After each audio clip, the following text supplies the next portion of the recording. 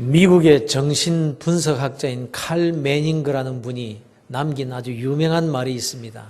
무슨 말인가 하면 태도는 사실보다 더 중요하다, 이런 말입니다. 태도는 사실보다 더 중요하다. 예컨대 똑같은 환경 속에 산다 할지라도 긍정적이고 소명적인 태도를 가진 사람은 즐겁고 만족한 삶을 살지만 그보다 더 나은, 더 좋은 환경이라고 할지라도 그 태도에 따라서 아주 불행한 삶을 살게 될 수 있다라는 뜻입니다. 그래서 커밍 워크라는 분이, 교수님이 말하기를 사람이 성공하려면 4가지 조건을 갖춰야 하는데 요약해서 말씀드리자면 첫 번째로는 머리가 좋아야 된다. 둘째는 지식이 있어야 된다. 그리고 세 번째는 기술이 있어야 된다. 그리고 네 번째가 바로 태도가 좋아야 된다라고 했습니다. 그런데 이 4가지 조건 중에서 성공적인 삶에 적어도 93% 이상으로 결정적인 영향을 주는 것은 바로 태도다, 이렇게 말했습니다. 우리가 깊이 새겨야 될 말입니다, 여러분. 그런데 아무리 지능이 좋고 많이 배우고 또 기술이 뛰어나다고 할지라도 그 태도가 나쁘면 성공할 수 없지만, 설사 다른 조건이 많이 부족하다고 할지라도 올바른 태도만 가지고 있다면 그는 성공할 수 있다, 이런 뜻입니다. 그런데 이 태도 가운데서 아주 중요한 태도가 뭔가 하면요, 수용지향적인 태도라는 것입니다. 다시 말씀드리면 받아들이고 용납하는 태도를 말하는 것입니다.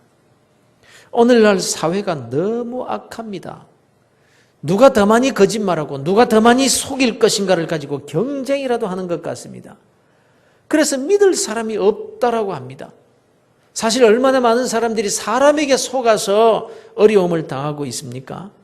그런데 말입니다, 다들 속았다라고들 하는데 그 속인 사람에게 왜 속였느냐라고 물어보면 내가 속이고 싶어서 속인 것이 아니라 그 또한 다른 사람에게 속고 보니까 어쩔 수 없이 약속을 어긴 것뿐이라는 거죠. 사실 그렇습니다.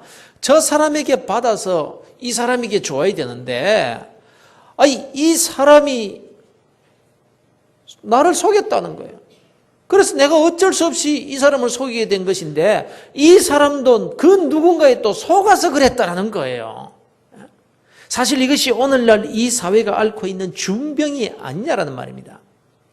잃어볼 때 따지고 보면 우리 모두가 이 사회의 피해자들입니다. 누구를 보고 당신 나쁜 사람이요, 이렇게 할 수 없는 동일한 피해자들일 뿐이라는 것입니다. 그러니 어떡합니까? 사회가 그렇고 세상이 그렇고 사람들이 그러니까 어떻게 하겠냐? 믿지 말아야 된다. 어떻게 믿을 수가 있겠냐? 누구든지 믿지 말아라. 믿으면 안 된다. 이렇게 철저히 의심하면서 사는 것이 지혜로운 일이겠느냐라는 것입니다. 그래요. 어떤 의미에서는 잘 조사하고 철저히 따져서 거래도 하고 사업도 해야 됩니다. 그러나 이 시간에 말씀드리고자 하는 것은 우리의 근본적인 태도를 말하는 거예요. 태도. 그 사람의 태도가 어떠냐, 이게 중요한 거예요. 세상이 그렇다고 해서 자기 주위에 있는 모든 사람들을 철저히 의심하고 무슨 말을 하든지 비수용적인 태도로 일관한다면 아무 일도 못하고 말 것입니다. 이 나라가 민주화 운동의 열기로 뜨거웠던 때가 별로 오래되지 않았습니다. 그 결과 이제 많은 부분에서 민주화가 되었다고 봅니다. 그러나 정치적으로 제도적으로 민주화가 되었을지는 몰라도 그 수용적인 태도에 있어서는 문제가 많습니다. 예컨대 민주주의라는 것은 다수결입니다. 10명 중에서 10명이 다 찬동을 해서 결정되어진 일이나 10명 중에서 4명은 반대하고 6명이 찬성을 해서 결정되어진 일이나 결과는 꼭 같기에 결정 그대로 받아들이는 것이 민주주의입니다. 그런데 어떻습니까? 이미 결정되어진 일인데 반대했던 4명은 끝까지 반대합니다. 이미 일이 진행되고 있는데도 수용적인 태도로 동참하지 않습니다. 어디 잘 되나 보자, 이런 식입니다. 이런 자는 성공하지 못한다는 거예요. 언제나 주변인으로 살아갑니다. 적극적으로 수용하여 동참하지 못하고 주위에서 항상 어슬렁거리는 삶을 살게 된다는 겁니다. 그러나 수용지향적인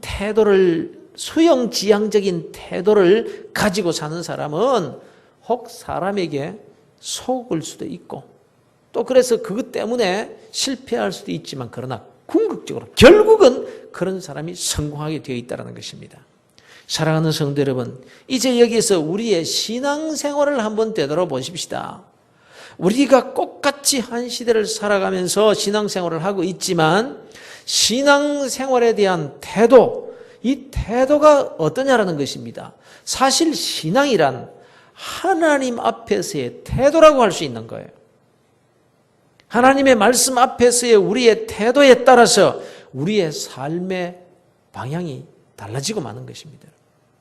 예수를 믿게 되면 제일 먼저 접하는 말 중에 하나가 뭔가 하면 아멘이라는 말입니다. 이 아멘이라는 말은 구약시대의 히브리어로도 아멘이고 신약시대의 헬라어로도 아멘 그대로 쓰고 있는 말입니다. 그리고 이 아멘이라는 말은 시대와 지역을 초월하여 세계 어느 곳에서도 동일하게 쓰이는 말입니다. 이 아멘이라는 말의 뜻은 수용한다라는 뜻입니다. 그대로 되기를 원한다라는 찬동의 의사를 적극적으로 표현하는 말입니다. 또 성경에 보면 우리 예수님께서 내가 너희에게 진실로 진실로 내게 이르노니 뭐 이런 말이 있죠. 진실로 진실로. 이 말이 헬라어로 아멘 아멘 레고소입니다. 진실로 진실로 아멘 아멘. 그러니까 아멘이라는 말은 진실, 진리라는 뜻입니다. 즉 있는 그대로 진실로 내가 진리로 받아들인다라는 뜻이 바로 아멘입니다. 이런 얘기를 들었습니다. 어떤 자그마한 교회 이야기인데요. 그 교회에서 전도 운동의 일환으로 거리에 노숙자들을 초청하는 행사를 열었는데 이제 예배를 잘 드리고 나면 점심 식사도 잘 대접을 하고 그리고 봉투에서 얼마의 돈을 넣어서 그렇게 드렸다는 거예요. 그런데 얼마나 많은 분들이 오시는지 이 초청 받아서 나오시는 분들이 매 주일마다 그 교회 교인들보다 더 많아졌대요. 어떻게 해서라도 전도하려고 애쓰는 이 모습이 얼마나 아름답습니까? 그런데 재미있는 현상은 그 교회 교인들은 평소에 별로 아멘을 잘 안 하는 교회예요. 아멘 잘 안 하는. 그래서 경건하고 조용하게 예배를 드리고 또 조용하게 돌아가는 그런 스타일인데 이분들이 오고 나서 분위기가 확 바뀌었다는 거예요. 목사님이 설교하실 때에 말 한마디가 끝나기가 무섭게 아멘! 아멘! 한다는 거예요. 아무 신앙도 없는 사람들이. 그러면 본교의 교인들은 또 오히려 눈만 껌뻑껌뻑 또 그걸 또 듣고 있다. 아마 초대받은 분들은 아멘 소리라도 크게 해서 밥값이라도 해야 되겠다. 이런 생각에서 아멘, 아멘 했다는 거예요. 그런데 사실 우리에게 필요한 것이 바로 이 아멘 신앙입니다. 다시 말씀드리면 수용지향적인 태도, 이 태도의 신앙을 우리가 가질 수 있어야 된다는 것입니다. 고린도 교회는 여러 가지 문제가 많은 교회였습니다. 분쟁도 있었고 도덕적으로 윤리적으로 또 신앙적으로 여러 가지 문제들이 많았습니다. 아시다시피 교회가 분쟁에 휘말리면 얼마나 말이 많고 복잡한지 몰라요. 서로 다투고 미워하다가 결국 그 화살이 누구에게 쏟아지느냐? 결국은 지도자를 향해서 그 화살이 날아가게 되어 있는 것입니다. 바로 이런 상황에서 바울이 고린도 교회의 교인들에게 믿을 수 없는 사람이라고 이런 비난을 받고 있었다는 거예요. 왜냐하면 교회가 이렇게 어려운데 와서 수습을 해야 될 사람이 온다 그랬다가 못 온다 그랬다가 또 곧바로 온다고 했다가 다른 데로 둘러서 온다고 했다가 이렇게 도대체 믿을 수 없는 사람이라는 그런 비난을 바울이 받고 있었던 것입니다. 이 일에 대해서 바울 사도는 이렇게 말합니다. 내가 이렇게 여행 일정을 변경하게 된 것은 사람의 생각이나 내 형편에 맞춘 것이 아니고 오직 하나님의 뜻대로 한 것이라 이런 말을 합니다. 그래서 하나님 말씀 앞에서 아멘만 있을 뿐이지 어떻게 아니오라는 말이 있을 수가 있겠느냐라는 겁니다. 우리 주 예수님은 하나님의 말씀에 예만 했지 아니요 하신 적이 없다는 겁니다. 십자가를 지라 하실 때도 오직 아멘이었습니다. 그러니 예수를 믿고 그 예수를 전하는 내가 하나님 말씀에 아니요 할 수 있겠느냐, 이제 이렇게 말했습니다. 그러면서 이렇게 말합니다. 하나님의 약속은 얼마든지 그리스도 안에서 예가 되니 그런즉 그로 말미암아 우리가 아멘하여 하나님께 영광을 돌리게 되느니라, 이런 말하는 것입니다. 이것이 바로 아멘의 신앙이라는 것입니다. 우리가 예수 그리스도 안에서 하나님의 약속을 아멘으로 수용하는 것이 바로 성공적인 신앙생활의 비결이라는 것입니다. 여러분, 사랑하는 성도 여러분, 우리는 하나님의 자녀들입니다. 하늘과 땅의 권세를 가지신 예수 그리스도를 우리의 주님으로 모시고 사는 자들입니다. 이 세상에 그 어떤 권세나 능력을 가진 자라고 할지라도 하나님의 아들, 우리의 왕 예수 그리스도를 이길 자는 없습니다. 하나님은 우리를 택하시되 만세 전에 우리를 아시고 택하셨습니다.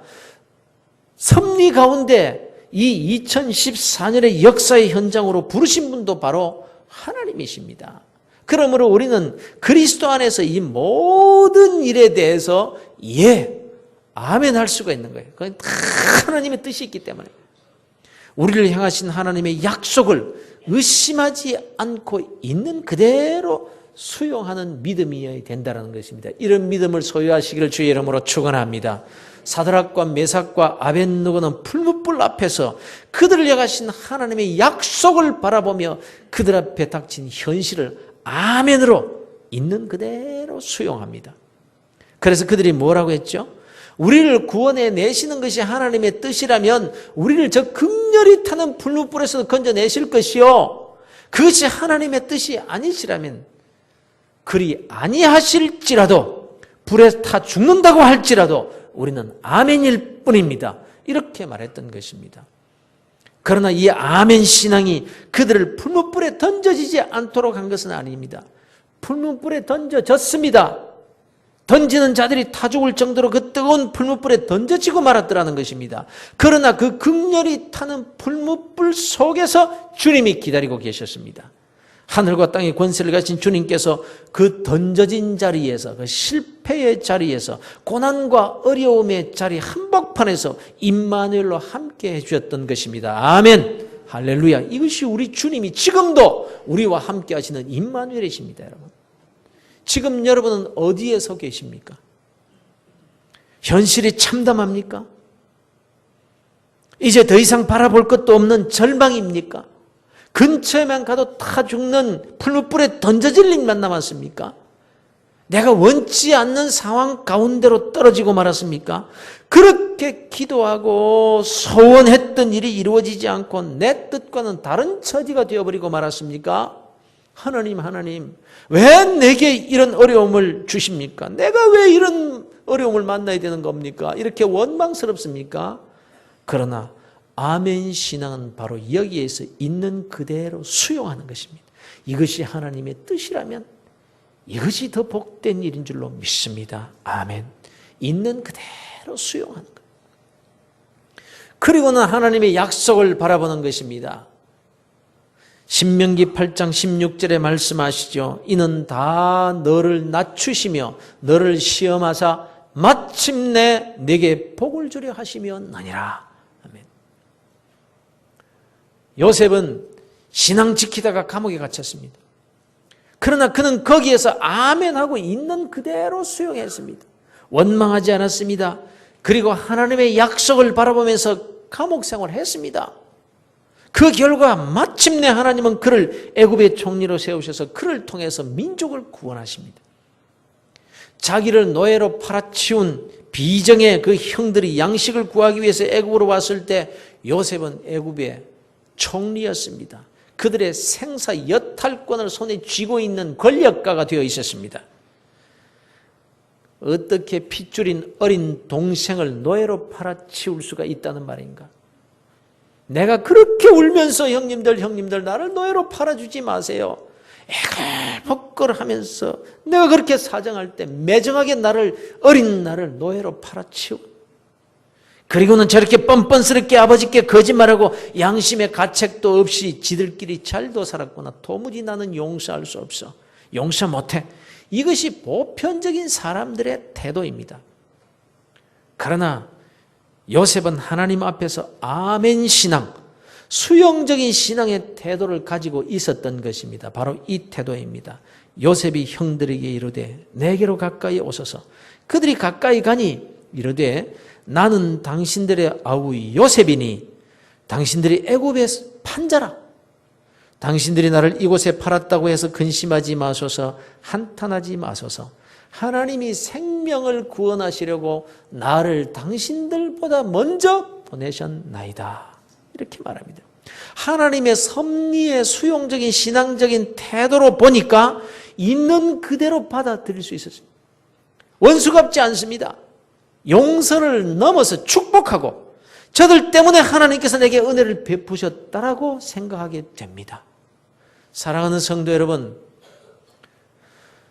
이 추석 명절을 맞아서 마주하기 싫은 사람과 대면해야 될 경우에 어떡하시렵니까? 더 이상 그들로 인해서 고통받지 마시기를 바랍니다. 그가 어떤 태도로 나오든지, 그가 잘못을 알든지 모르든지, 용서를 구하고 뉘우치든지 그러지 않든지 하나님이 합력하여 선을 이루시는 뜻이 있는 줄로 믿고 이 아멘의 신앙, 하나님의 섭리에 대한 수용적인 믿음으로 바꾸어서 여러분이 먼저 용서해 버리시길 바랍니다. 있는 그대로 받아줘 버리시길 바랍니다. 놀라운 하나님의 은혜가 여러분에게 임하게 될 것입니다. 왜냐하면 요셉의 하나님이 바로 우리의 하나님이시기 때문입니다. 여러분, 좋은 일 하다가 신앙 지키려고 하다가 손해를 보고 억울한 일을 당하셨습니까? 여러분, 요셉의 하나님을 생각하시길 바랍니다. 여기에서 아멘의 신앙으로 승리하는 성도들이 되시기를 주의 이름으로 축원합니다. 갈라디아서 6장 9절 말씀을 아시죠? 우리가 선을 행하되 낙심하지 말지니 포기하지 아니하면 때가 이름에 거두리라. 여러분, 포기하지 마십시오. 하나님의 말씀을, 하나님의 약속을 받아들이고 수용하는 일을 포기하지 마십시오. 억울해하지 마십시오. 있는 그대로 아멘으로 받아들이시기를 바랍니다. 하나님을 바라보십시오. 하나님은 약속을 어기시지 않습니다. 하나님이 하나님의 때에 더 좋은 것, 더 아름다운 것으로 거두게 해 주실 줄로 믿으시기를 바랍니다.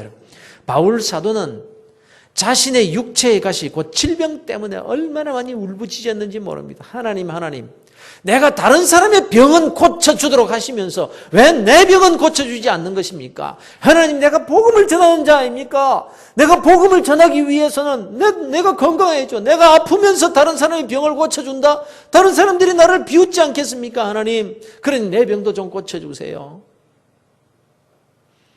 그럴 때 주님이 말씀하셨습니다. 내 은혜가 네게 족하도다. 이 말씀에 바울은 무릎을 꿇습니다. 아멘으로 그대로 수용합니다. 그렇습니다. 내가 약한 것이 아닌 줄 이제 믿습니다. 내가 약할 그때가 곧 강함임을 믿습니다. 왜냐하면 주님께서 내 약함을 붙드시면 나의 약함이 오히려 나의 강함보다 더 강함이 될 줄로 믿습니다. 이렇게 하면서 아멘 했던 것입니다.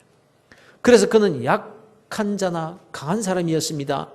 그는 능력이 없었지만 하늘과 땅의 권세를 가진 예수 그리스도의 능력을 가지고 살 수 있었던 사람이었던 것입니다. 사랑하는 성도 여러분, 우리 모두가 다 아멘의 신앙을 회복하셔야 됩니다. 있는 그대로 수용할 수 있는 신앙을 가지셔야 됩니다. 여러분, 내 자식이 머리가 좀 나쁩니까? 아무리 공부해도 성적이 오르지 않습니까? 그러면 여러분, 있는 그대로 수용할 수 있는 신앙이 필요한 거예요. 사실보다 더 중요한 것은 태도입니다. 이 세상 사람들이 다 머리가 좋아서 성공합니까? 아닙니다. 그가 공부는 좀 못했어도 그 태도가 바르면요, 그는 얼마든지 성공할 수 있습니다. 나는 하나님의 약속을 믿는다. 하나님이 그 많은 사람들 가운데서 나를 택해 주신 건 내 실력 보고 내 의로움 보고 택하신 것이 아니라 하나님의 은혜로 나를 택해 주셨다. 하나님은 그래서 나를 지금도 사랑하고 계신다. 내 자식 주님께서 붙들어 주시면 공부 좀 못해도 괜찮아. 너를 향하신 하나님의 뜻이 있고 내게 주신 은사는 가만히 보니까 노는 게 내 은사 같구나. 그럼 실컷 놀아라. 그러나 믿음으로 놀아라. 주님의 지혜를 구하며 말씀 따라 내 은사를 개발하며 살거라. 그러면 주님의 지혜와 주님의 능력으로 너는 성공하게 될 것이니라. 이런 아멘 신앙의 태도가 우리에게 있어야 된다는 거예요. 있는 그대로 수용하고 자신에게 주어진 달란트 곧 은사에 감사하고 이를 개발하는 데 최선을 다할 때 그가 이 시대의 사드락과 메삭과 아벳느고가 되는 것입니다. 그가 이 시대의 요셉과 같이 되고 그가 바로 바울과 같이 하나님의 손에 붙들려 일하게 되는 사람이 되는 것입니다. 그런 자에게는 결코 약함이 되지 않습니다. 그러니 여러분의 자녀들에게 공부 잘하라고 다그칠 것이 아니라 하나님 앞에서 아멘의 신앙을 가지게 만드는 일에 힘쓰셔야 됩니다. 나는 하나님께서 택하신 사람이다.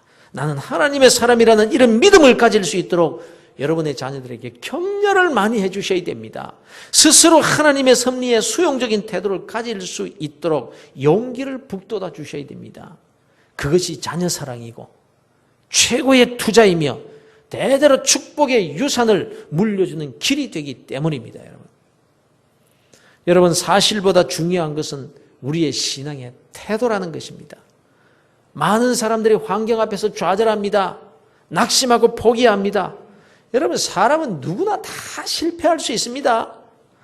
그러나 실패한 그 사실 그것이 문제가 아니라 그 실패 앞에서 어떤 태도를 가지느냐 이것이 더 중요한 문제인 것입니다. 여러분. 세상 사람들도 긍정적인 태도를 가져야 한다고 말들을 합니다. 그래서 호랑이에게 물려가도 정신만 차리면 산다. 쥐구멍에도 볕들 날이 있다. 개똥밭에도 이슬 내릴 때가 있다. 이것이 다 긍정적인 태도를 가져야 된다는 격언이거든요. 그러나 그리스도인들이 가져야 될 긍정적인 태도는요, 이런 격언과 같은 자기 확신이 아닌 거예요. 전지전능하시고 거룩하신 하나님의 약속에 근거한 긍정인 것입니다, 여러분. 여기에 대한 태도가 바로 아멘 신앙의 태도라는 것입니다, 여러분. 그래서 저와 여러분이 얼마나 이 아멘의 신앙의 태도를 가지느냐, 이것이 중요하다는 말씀입니다. 내가 만난 어려운 문제, 그 사실보다 더 중요한 것은 그 문제 속에서 나를 향하신 하나님의 약속을 어떻게 아멘으로 받느냐에 대한 이 태도, 이것이 훨씬 더 중요한 것입니다. 성경의 인물들을 보십시오. 성공적으로 하나님의 축복을 받아 살았던 인물 중에 시련이 없었던 사람은 없습니다. 시험과 고난이 없었던 사람도 없습니다. 그러나 그들은 한결같이 그 시험과 고난 속에서 아멘으로 하나님께 순종했던 그런 특징을 가진 사람들이었습니다. 우리 앞서간 성공적인 신앙의 선배들을 보십시오. 어느 누구 하나 어려움이 없었던 사람은 단 한 사람도 없습니다. 그러나 그들은 그 자리에서 아멘 신앙을 가졌던 사람들이었습니다. 여러분, 교회 안에서도 어떤 자들이 하나님의 사랑을 받고 쓰임을 받는지를 잘 한번 살펴보십시오. 마땅히 내가 더 잘할 수 있는 일이지만, 내가 전공자이지만 그 일이 나보다 못한 사람에게 맡겨졌을 때에도 아멘하며 수용하고 적극적으로 찬동하고 오히려 그를 뒤에서 아무도 모르게 도와주었던 사람들, 잠시 후에 보면요, 그런 자에게 더 큰 일을 하나님께서 맡겨주시는 것을 볼 수가 있습니다. 사랑하는 성도 여러분, 우리가 저 세상의 불의를 향해서는 아니요할 수 있는 용기를 가지시기를 바랍니다. 그러나 하나님의 말씀에 순종하는 일에는 그 어떤 방해와 손해가 있다 할지라도, 바울과 같이 사랑하는 사람들의 견딜 수 없는 비단이 따른다라고 할지라도 아멘 할 수 있는 그런 신앙인들이 다 되시기를 주 예수 그리스도의 이름으로 축원합니다. 이 추설 명절에도 이러한 아멘의 신앙을 가지고 잘 보내셔서 명절이 끝나고 난 이후에 하나님의 은혜가 더 크게 쏟아지는 그런 복된 그리스도인들이 다 되시기를 주 예수 그리스도의 이름으로 축원합니다.